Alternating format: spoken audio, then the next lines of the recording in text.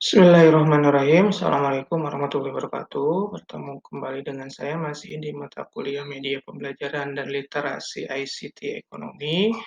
Kali ini kita sudah memasuki pertemuan ke-7 ya. Di pertemuan ke-7 ini kita akan membahas tentang macam-macam taksonomi dalam media pembelajaran ya.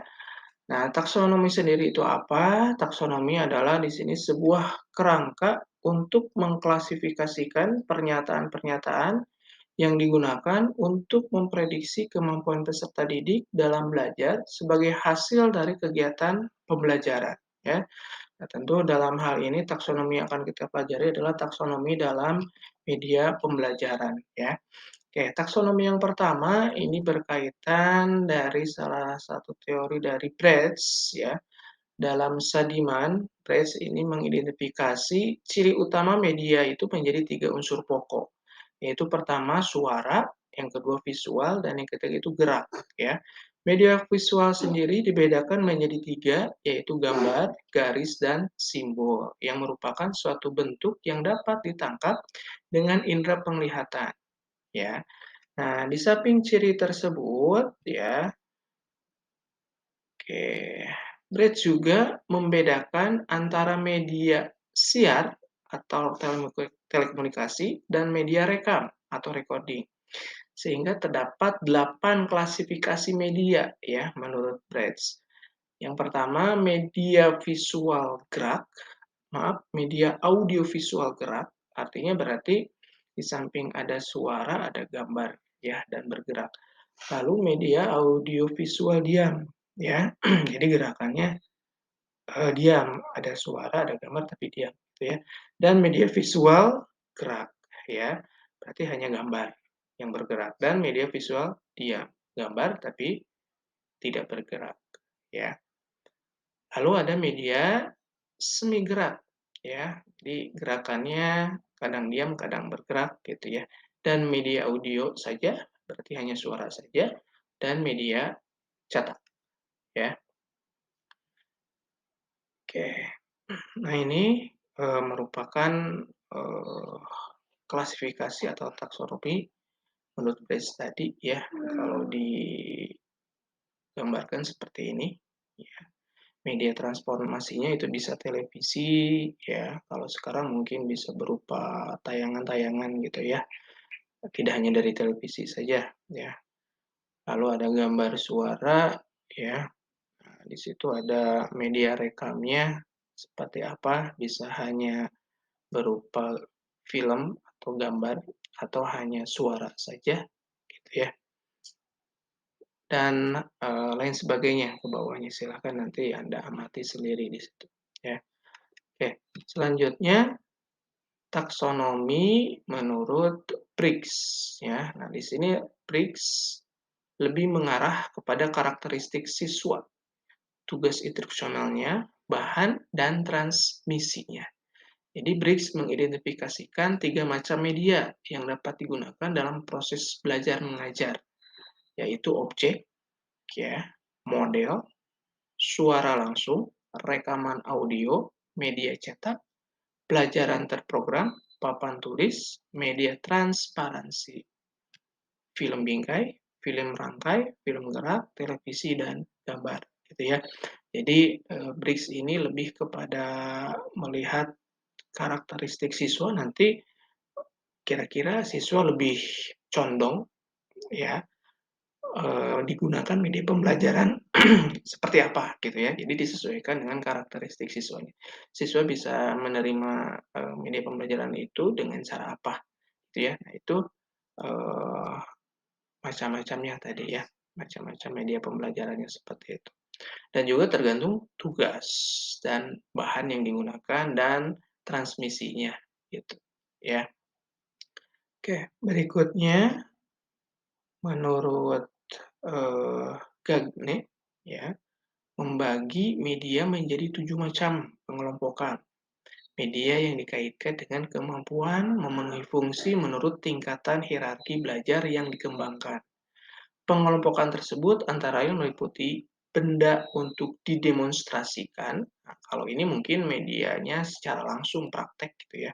Komunikasi lisan, media cetak, gambar diam, gambar gerak, didemonstrasikan. Ya ini hampir sama sebetulnya dengan yang tadi yang awal ya. Tapi kalau yang awal itu benda, kalau ini didemonstrasikan bisa berupa gerak gitu ya.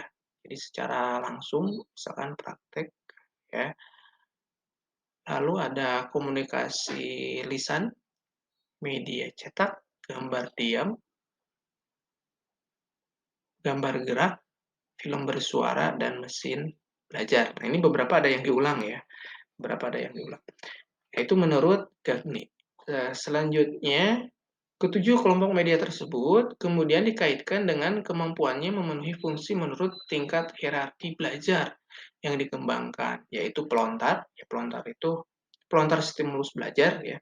Jadi memberikan rangsangan gitu ya supaya siswa mau untuk menanggapi pembelajaran lewat media pembelajaran itu gitu ya. Lalu memberi kondisi eksternal ya. Jadi supaya responnya baik ya dari siswa kan berarti harus ada stimulus dari gurunya itu yang memberikan rangsangan tadi.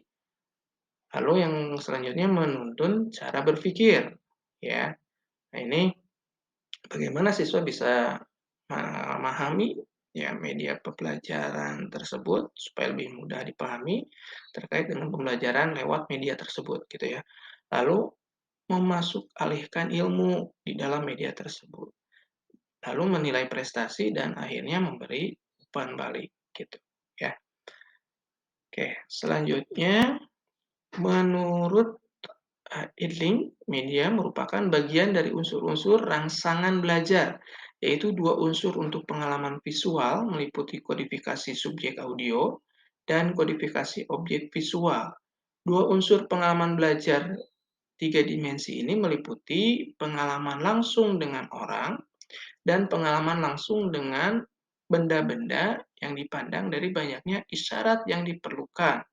Ya, pengalaman subjektif, objektif, dan langsung menurut Edling. Ya, menurut suatu kontinum atau kontinuitas berkesinambungan, ya, pengalaman belajar yang dapat disejarkan dengan kerucut pengalaman. Jadi kalau Edling ini lebih kepada pengalaman belajar. Jadi medianya ini media yang secara langsung gitu ya, lewat pengalaman-pengalaman ya dari kehidupan ya siswa itu sendiri gitu ya. Atau pengalaman lewat orang lain misalkan ya, seperti itu. Itu bisa dijadikan sebuah media pembelajaran ya. Selanjutnya, Dunjan menyusun taksonomi media menurut hierarki pemanfaatannya untuk pendidikan. Dalam hal ini, hierarki disusun menurut tingkat kerumitan perangkat media. Semakin tinggi satuan biaya, semakin umum sifat penggunaannya. Namun sebaliknya, kemudahan dan keluasan penggunaannya semakin luas lingkup sasarannya. Jadi kalau menurut Duncan ini, kalau kita lihat di sini dari tabelnya, di situ ada biaya yang cukup tinggi gitu ya, garisnya ke bawah dan biasanya itu kalau biaya tinggi, media pembelajarannya pun cukup kompleks gitu. Ya sebaliknya kalau biayanya rendah, nah itu kompleksitas medianya juga tidak terlalu tinggi ya, jadi lebih sederhana ya seperti itu. Bisa dipelajari sendiri ya dari gambar yang ditampilkan. Itu saja mungkin untuk pertemuan kali ini. Kurang lebihnya mohon maaf. Silahkan tulis nama di kolom komentar beserta kelas. Saya akhiri. Billahi taufiq wal hidayah. Wassalamualaikum warahmatullahi wabarakatuh.